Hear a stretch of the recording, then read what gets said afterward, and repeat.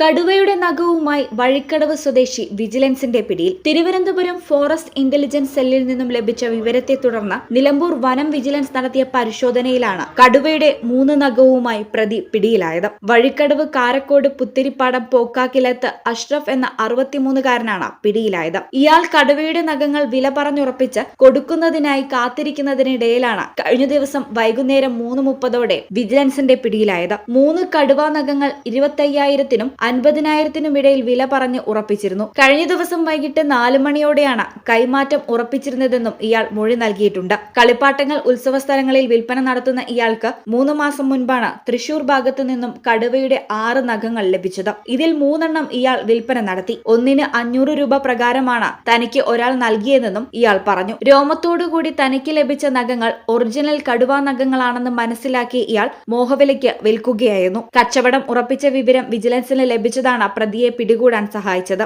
നിലമ്പൂർ വനം vigilance range officer V Bijesh Kumar, SFO CK Vinod, BFOമാരായ NP Pradeep Kumar, C Anilkumar എന്നിവരാണ് പ്രതിയെ പിടികൂടിയത്. ഈ channel Vazhikkadavu. Qatar golden diamonds, Calicut road, Valanchery main road, Tanalur.